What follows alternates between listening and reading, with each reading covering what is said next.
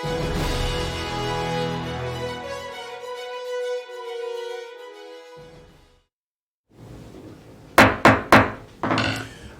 evening. I hereby call to order the May 24th, 2023 meeting of the Gaithersburg Historic District Commission. For our roll call, please answer present when I call your name. Deputy City Attorney Frank Johnson. Present. Planner Chris Berger. Present. Commissioner Mary Jo LaFrance. Present. Commissioner Mark Feinstein. Present. Commissioner Rudy Morgan. Present. Commissioner and Vice Chairman John Roddy. Present. Myself, Commissioner and Chairman Dean Mantola says present, so we have a quorum. So next is our preliminary statement, which is as follows. This commission is empowered to meet and act under the Article 12 of the City Code of Gaithersburg. The technical qualifications of the staff of this commission and the members of the commission are on file with the City of Gaithersburg and are available on request to any applicant, and are hereby made a part of the legal record of each and every application heard tonight. For each application heard today, it is considered on its own merits and is not to be considered as establishing any precedent for any other application. Any member from the public who wishes to speak on one of tonight's applications will be given 3 minutes to address the HDC from the podium at the reserved time. But we ask that you refrain from speaking out from the audience and that you take your private conversations outside the council chambers. Okay, does any commissioner have any conflicts of interest they would like to declare for tonight? Hear and see no one? Okay, very good. All right, so first up on the agenda, we have our annual Historic Preservation Month Awards. This year we have 5 award winners, which I actually think is the most we've ever had in the past. It was a very good list of projects that we were able to choose from, and they were terrific winners. Okay, so currently, or actually right now, what I'll do is read an introduction, which was written by staff, thank you, Chris, for each of the individual award winners. I'll first read the introduction for it, and then we'll see a video, and then go to the next award winner. So the first award tonight goes to Megan and Philip Wessell for 102 Chestnut Street. You can remain seated if you like. In June 2018, actually, Chris, are you able to put up pictures at this point in time? I cannot. I can put up the award, but we'll see the pictures in the video. Okay, so you don't have the ability to do that? I don't. Okay. All right, so you took away my my presentation here, because I was going to show the existing first, and then what happened to it. Yeah. Okay, so in June 2018, a massive oak tree snapped and fell on top of Megan and Phil's 120-year-old house in the Chestnut Historic District. Thankfully, no one was hurt, but the tree caused extensive damage and forced them and their twin daughters from their home for multiple weeks. I almost wonder if it was multiple months. It was a very long time. I felt so bad for them. They could have taken the easy route and sold the damaged house and let a new owner deal with the rebuild, but the Wessells persevered. As we all know, Phil is a talented architect, and he designed a new 2-story addition that not only met the needs of the family, but was harmonious with the home's original Queen Anne design. In addition to serving their community, Megan and Phil are always improving their property and have come before the HDC a number of times over the years for various changes to their home, which amongst those are porch adjustment, fence, trees, driveways, outbuildings, and of course the removal of the tree and rebuilding. And we always enjoy collaborating with them. We thank them for their resilience to rebuild and for continuing to be such an outstanding steward of their lovely home. So next then, tech team, please play the video.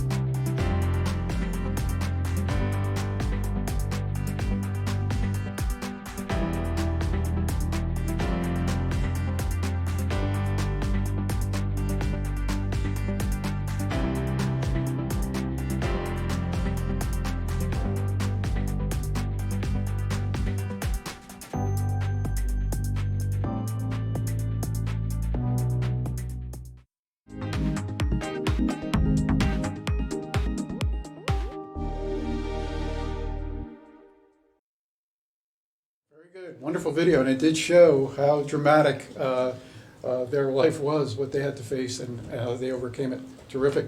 Okay, so the next award winner, the second one tonight, goes to Leanne and Robert Feiss for 104 Chestnut Street. So to give an introduction, next door to the Chestnut Meme Historic District is the Martha Meme House. It was built in 1879 as the only example of a Second Empire style in Gaithersburg. In 2020, during the height of the pandemic, Leanne Feiss commissioned Wentworth Design Studio to remove the aluminum siding that had been installed on the building after World War II, removed it to reveal the original and beautiful beaded wood siding. Wentworth also restored the elaborate front gables and porch fretwork that give the home its one-of-a-kind appearance. New siding and trim was affixed to the one-story addition that complements the original cladding, yet at the same time is distinctive. And the entire home got a new period-appropriate color scheme. The plans came before the HDC in June 2020, and we were all thrilled by the proposal. Not only did the Feiss family oversee a beautiful restoration that provides a strong, tangible connection to Gaithersburg's past, but they also provide an excellent example to help guide other historic property owners in the city. For those reasons, we are grateful to the Feisses and their amazing legacy that they have left in Gaithersburg. Tech team, may we have a video, please?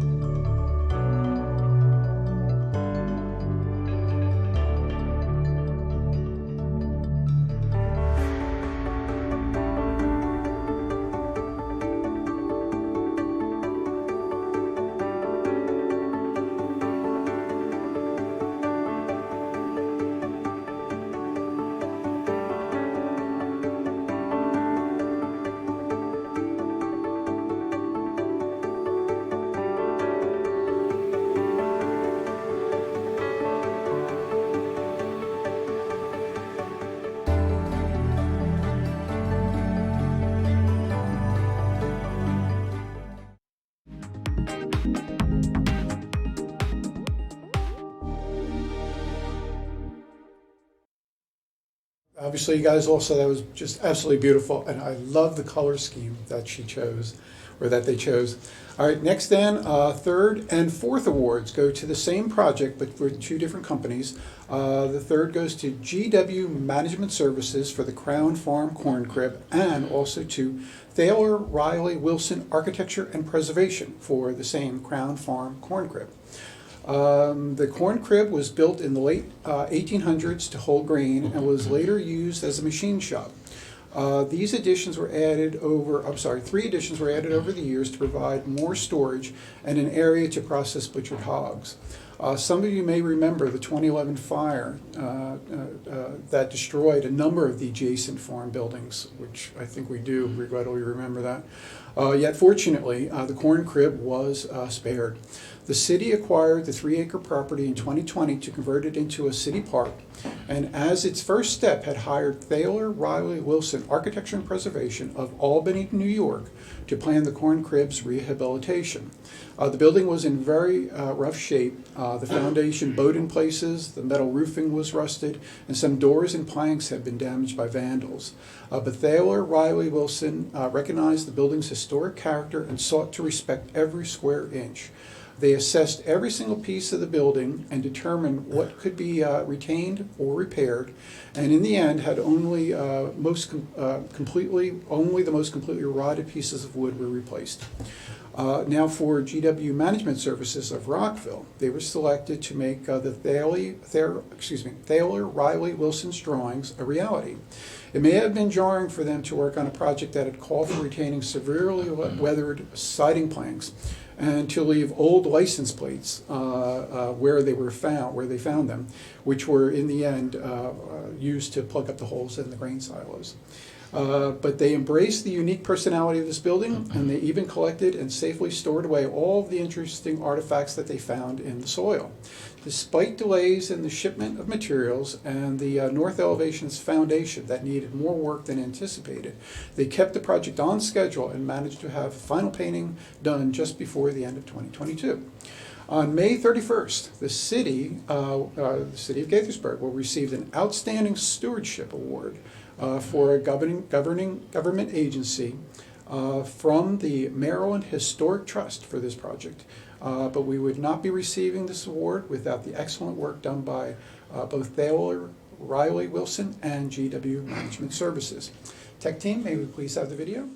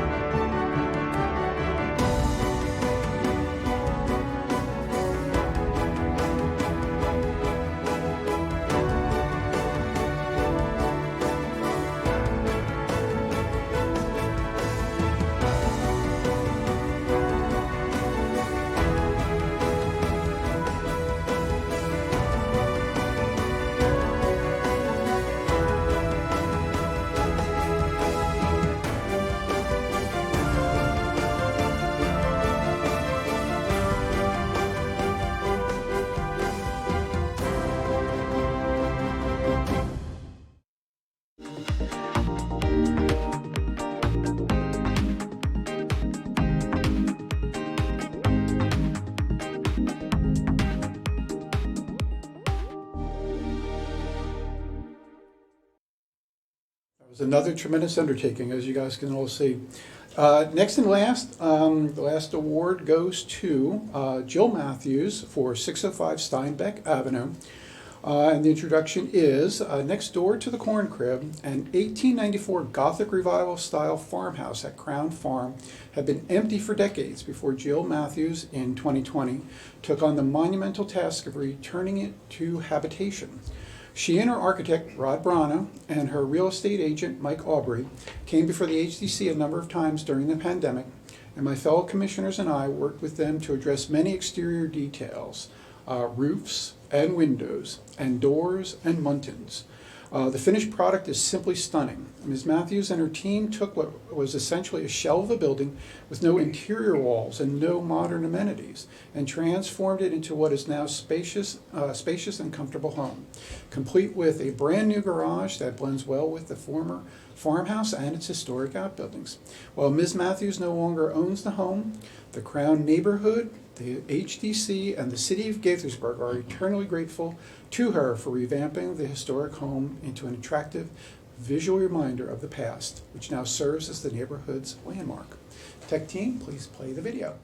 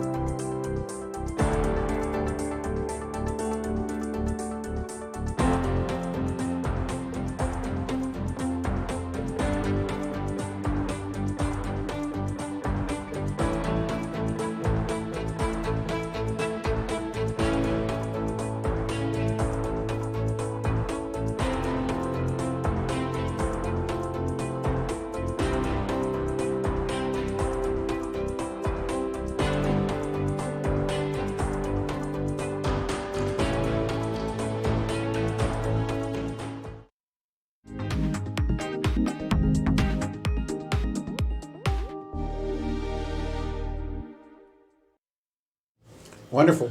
Without us realizing it at the time when we were selecting award winners, we didn't realize, but wound up selecting some of the most dramatic before and afters of our, pretty much the entire time we've been doing this.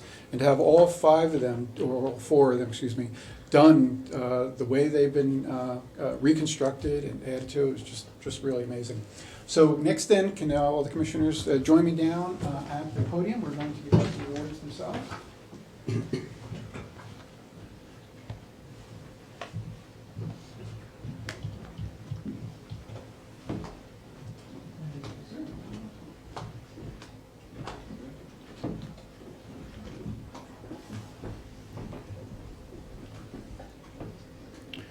Will the Wessells join us?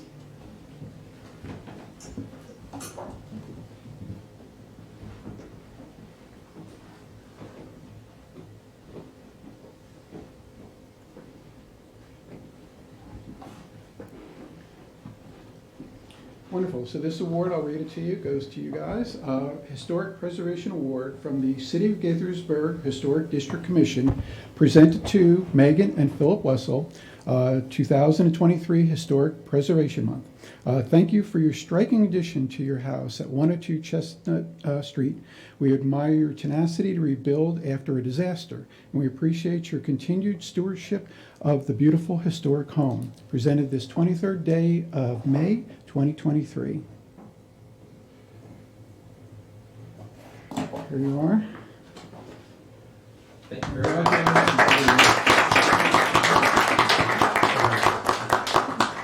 If you want to see strength, you're looking at it.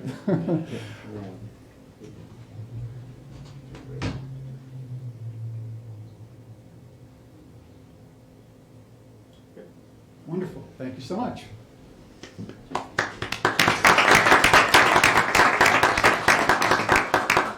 Okay, Ms. Feiss, would you kindly join us?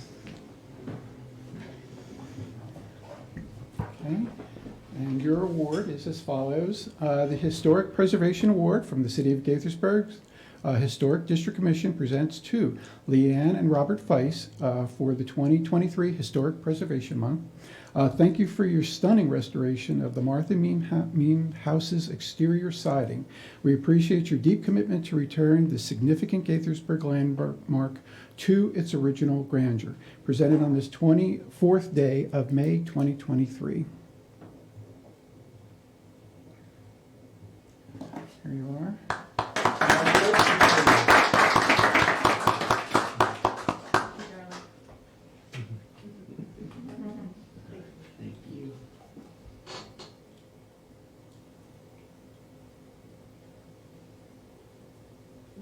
Thank you. It's the commission. Good stuff. It's fantastic. Okay, next in is GW Management Services. Do we have anybody representing them? Welcome. Please introduce yourself. Curtis Heaton, Project Manager with GW. Wonderful. Thank you for everything you do.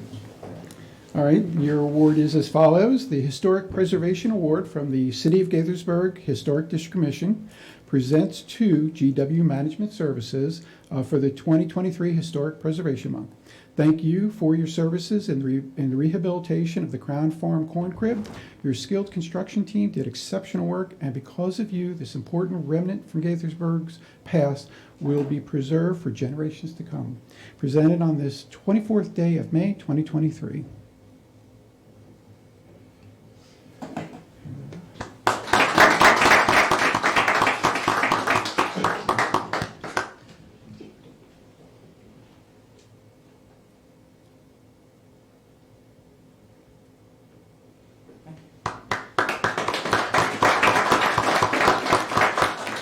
Is there anyone from Thaler, Reilly, Wilson representing? They are not here tonight. They are not? They'll be Okay. at the ceremony next Wednesday. Okay, all right. Can I hand that to Yes, you to can. take charge of that? Thank you so much. All right, next in last is Ms. Matthews.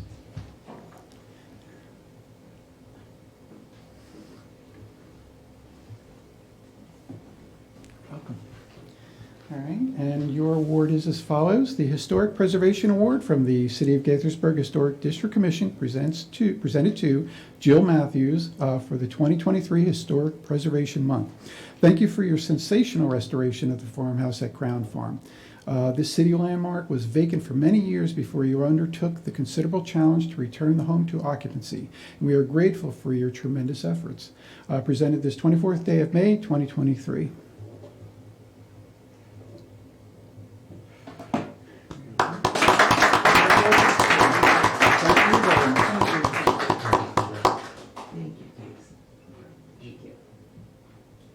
Please, we want to have a photo with you. Oh, yeah. Yeah, you're the person of honor.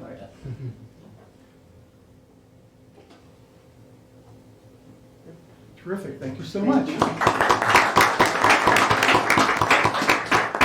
right, I guess we can return.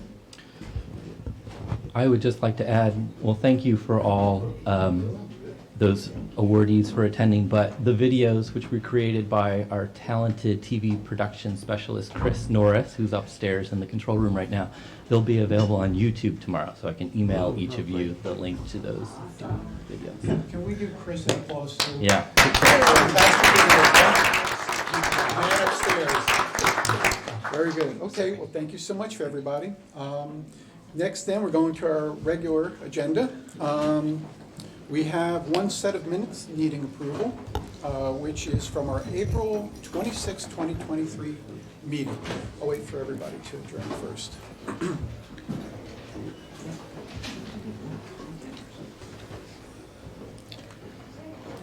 Thank you. Thank you very much.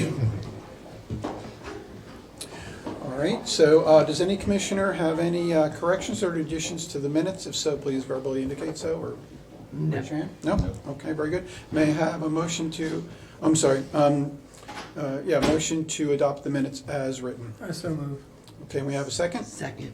All right, so all those in favor say aye. Aye. Any opposed?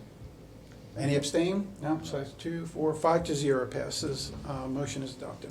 All right, next we have tax credit applications, which is HIST 9563-2023, which is historic tax credit certification at 321 Firehouse Lane and the MXD Mixed Use Development Zone.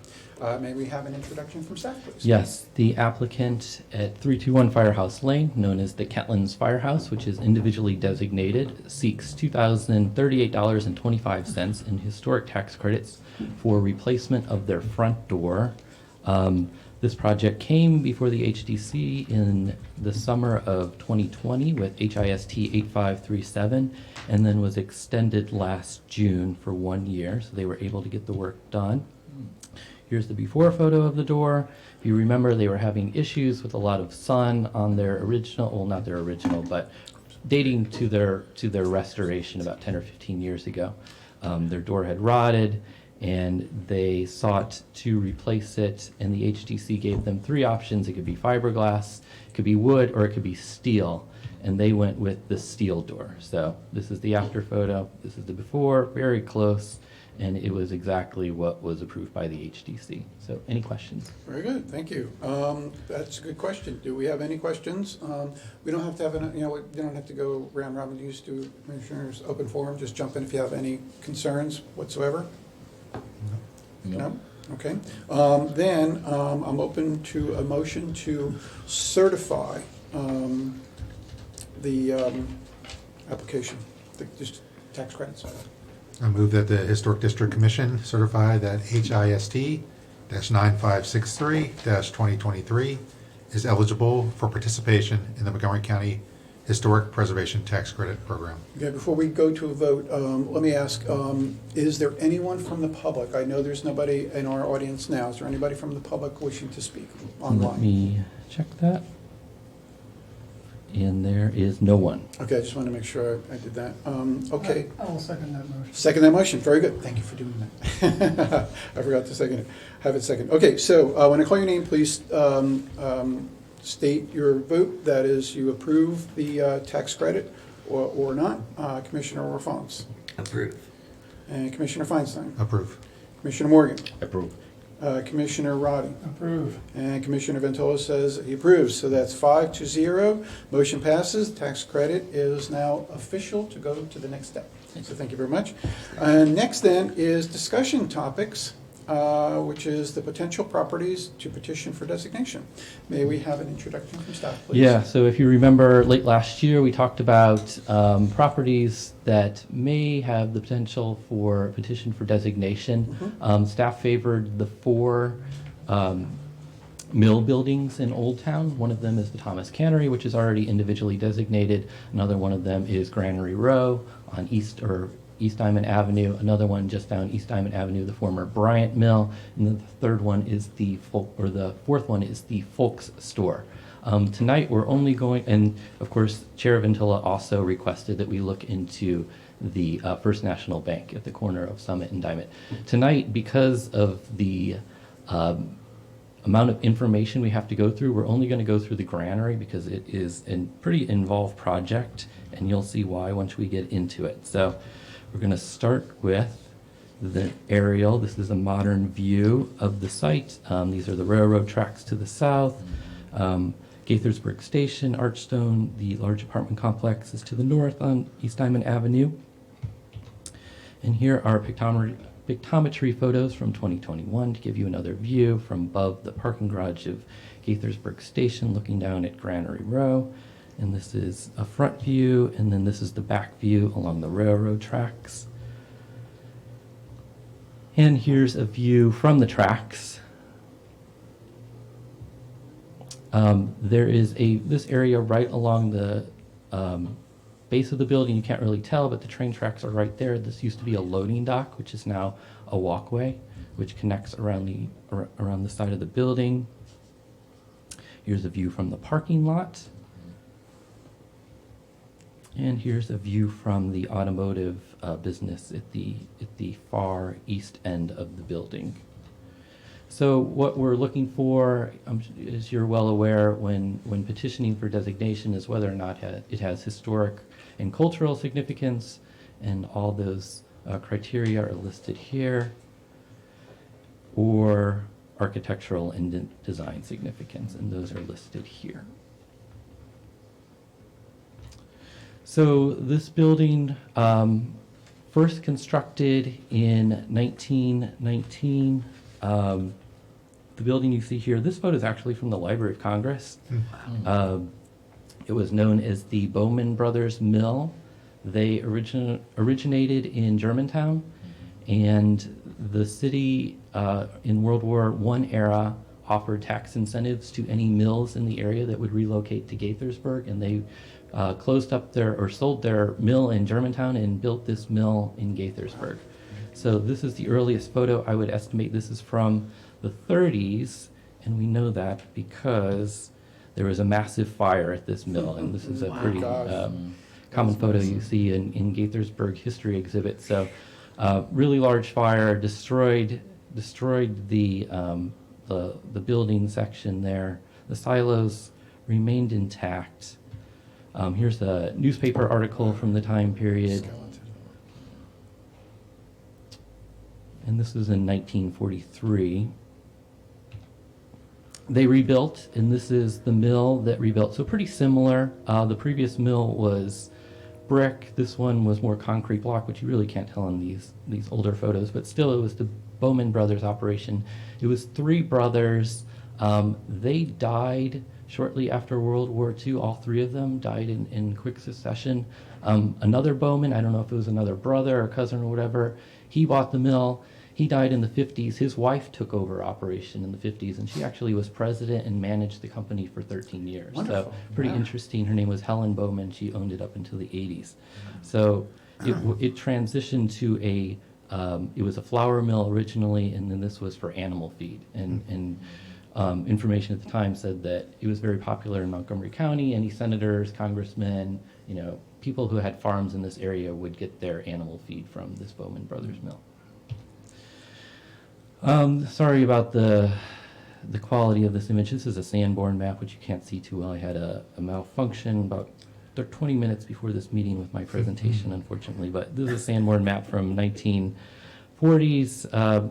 the shape here you see is the main section of the mill. There was another building here, and then this blob here is where the silos were. Jumping ahead, this is a site plan, I would estimate about 1980. Again, the silos are present, they're the defining feature. Had this long rectangular building and then another dock building over here. Note the name Helen Bowman, that was the woman who ran the mill for 13 years after her husband died. And this is a photo we have from 1983. By that time, milling operations had ended. The common theme in this building is fire.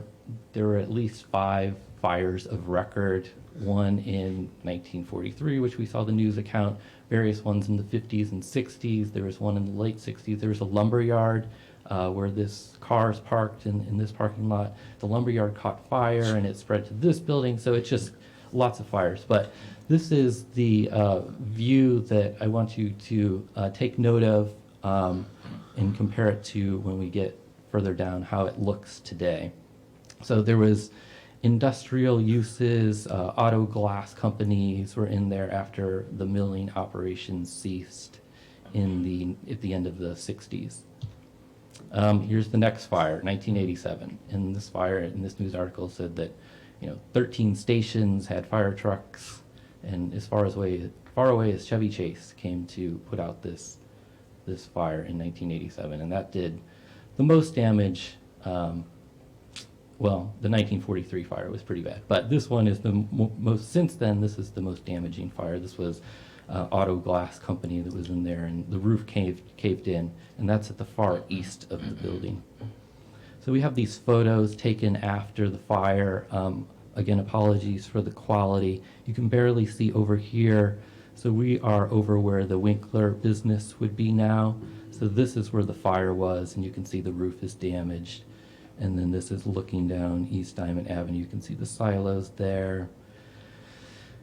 And this is facing, this is probably standing where Archstone is now, looking across the street. Again, there's damaged roof there, and these are along the tracks and the damaged areas in the foreground here. So this is 1987. The photos, again, more photos looking down the tracks and side views of the property. And then we have one color photo that I included just to show up close. It was in rough shape after the fire, but it was still a functioning building. There were 2 efforts to designate the building. In 1983, the owner at the time, who was Helen Bowman, even though she wasn't running an operation there, she still owned it. She requested that it be pulled, the application be pulled. And then again in 1991, 1992, it was proposed for designation again. The owner at the time claimed economic hardship. They wanted to demolish the building, a story that you're familiar with. They filed a demolition application, and it came before the HDC, and they kind of continued their decision to give more time to work out a feasible plan that retained the building. So instead of designating the building, it was sold to a new owner, who's still their current owner, to redevelop into shops and offices, but not designated. And also there was an addition built on it, which we'll see more of. So this is what it looked like before the restoration or rehab, whatever you want to call it, took place. This is probably from 1987. These are the plans that were approved. So this is the long rectangular section right now. If you walk down there, there's a plaza there. You can see the steps there, boardwalk along the railroad tracks, and then we have a addition here. There was a single family detached house turned office that was located next to it. That was torn down to make way for this addition where the auto service company is today. And this was the plan before. Again, apologies for the quality, but you can see this is where the silos were located. And here's some renderings. Interesting, they included the silos in the original plans for this, but that they were determined to be too far damaged to be retained. And that was, looking at the transcripts from the hearings in the 80s, that was a big point of contention where everyone wanted the silos retained because they were a familiar visual landmark. And unfortunately, the developer said that they were too far damaged to be retained. So more renderings that show different views. And this is the after. So you can see that silos are gone. And I'll get better photos here. So this is a diagram that I made to give you an idea of what changed in the building. So 1945 and after is in yellow. And as I said, there were a number of fires throughout the 50s and 60s, so it was always rebuilt. But the basic form of the building with the 3 or 4 story tower and the slope of the roofs here, and there's a parapet we'll see in a newer photo, and the gable roof over here, that's all the same as, that's been consistent since 1945 when it was rebuilt. The green area shows what was changed in the mid-90s when it took on its current form. A second story was added here for office space, and then, as I keep mentioning, the auto business is here, and there used to be, you see a house here, there used to be one right here where it's now a parking lot. So going back to the photo from 1983, that gives us our best view of what it looked like before it took on its current appearance, and then comparing it today, you can see that we have these metal, elevators here. Unfortunately, the catwalks and the silos are gone. Note the gable roof up here. There's a shed roof here. There's a parapet here and shed roof here. So they kept a lot of that original form here. This is a shed roof over here where the South House Garden sign is. You just can't see it because the sign's blocking it.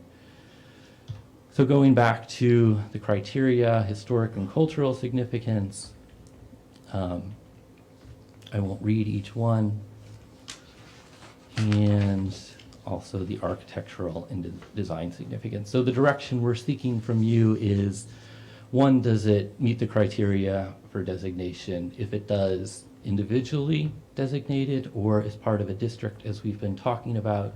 Obviously, you haven't seen the information on the other mill buildings, about the Thomas Cannery, but the 2 other mill buildings we'll bring to you shortly in upcoming meetings. So I'll open it up to any questions.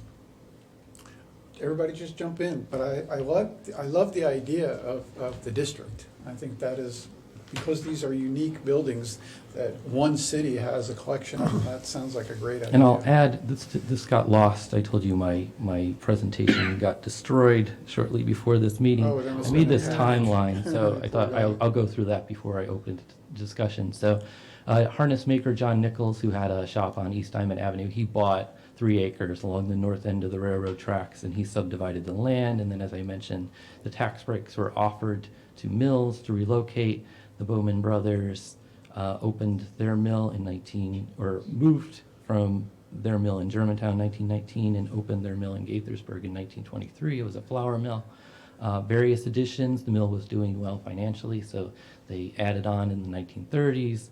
1943, the fire, and then after that rebuilt as the feed mill, kind of the current form we see today. Another Bowman purchases, and then in 1956, his wife, after he died, she took on ownership, and then we had a fire in 1965, 1969. Continuing on to the next page, it was known as the Gaithersburg Granary, and that's when it had, the auto and industrial uses in the 70s. First effort to designate was in 83, 1985, another fire, and then 1987, we saw the news article on that fire. Demolition permit was filed in 91, September of 91, and then the HDC petition for historic designation said it had both historic and architectural significance. It was deferred in 1992.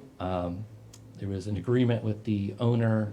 Didn't say anything about not designating, but just basically to provide community development block funds to keep the building upright, to make it structurally sound while they came up with a plan to redevelop The silos, unfortunately, were demolished in August of '93, and as I mentioned, later that year, the easement agreement, and then the Planning Commission approved the plans for what we see today, and the project won an award from the Maryland AIA in the late 1990s. Wonderful, thank you for that great Very nice presentation. presentation, yeah. Everybody should jump in if you want to say any I- thoughts. Kind of regretting why they did demolish the silo. They should have kept it. Because, I mean, it's part of the history, the original history of the building. They should have kept that. That's just. I think it was a money issue. It's all Right. economics. It was probably too far gone, and it probably cost a bundle, and they probably were not going to use it as a granary, a grain silo. So they're thinking, well, that's just money out of our pocket. That's my guess. Yeah. And actually, from the renderings, it looked like the connection was going to almost, I mean, looks like they were going to try to actually incorporate it somehow into the building, which may have actually Yeah. From the done more rendering, harm yeah. from a historical standpoint than good. It's interesting, that's true, because to make Yeah. that habitable space, you have to cut it up inside, I guess. I mean, we can use that as an exhibit, and then Yeah. people come in there and open it up and do something with it. Yeah, well, It's it is. too bad it didn't come before Yeah, us. I agree. I'll tell you, based on the transcripts, your forebears in the early 90s had the exact same comments. So- Wonderful, wonderful, there you go, That's so we great. do think alike. I like the idea of the doing the district, because I think it's hard to kind of treat these individually Yeah. without one versus the other. I definitely agree with that, Yeah. yeah. I mean, there's a lot of cultural significance more than architectural significance, and because of there's been so many changes over the years. Yeah. For this particular building, I know some of the other ones, like the Thomas Cannery, had more historical elements were refurbished. But I think as a collection, I think it really kind of speaks well for the city. I agree. Well, one might make the argument that this particular property by itself might have some value down the road. I mean, after we study the others. Yeah. But Oh, I it's think- nice to be a standalone. I think it can. Yeah, I think it can. If there's no district, this still would be one that I think we could have saved, designated, I should say. I agree with you. I mean, it's definitely one of the more Potential. significant buildings in the city. Yeah. Yeah. As far as architecture is concerned, I do think it's significant because that's not something you see every Yeah, day. yeah. There's Yeah. not too many large grain silos still standing. Yeah. And when you talk about adaptive reuse, Yeah. that's a very busy parking lot. Yes, it Yeah, is. yeah. It's on a main corridor too, thoroughfare. There's a lot of traffic. And we consider change over time. Yeah. I think that sometimes we focus too much on change, and sometimes change is necessary. Yeah. Change. I don't like it either. I like it. They're nice Yeah, I colors, think- too. I think there's enough retained to definitely, and it's visually, everyone recognizes it Yeah. right off. It is a landmark. I Yeah. couldn't agree. I couldn't disagree. I couldn't agree more. So, All right. do you need more from us, Chris? No, really, I don't. Your comments will be in the record, and moving forward, we can always revisit this in the coming months if you need a refresher. So thanks for the information. Thank you, It Chris. sounds like the consensus is that we'll proceed with the next ones, but you definitely think this is, at the very least, eligible as part of the thematic district and potentially eligible on its own individually. I Great. think it's an important part of saving truly the business side of the history of the city. When the people came here, they had businesses, they had lives here, and without any of that, we wouldn't have the city, so it's good. Wonderful. Okay. And they were very resilient just to keep Yes. doing this over and over 5 years. Exactly. Not give up. Exactly. Hopefully it's ssprinkled now.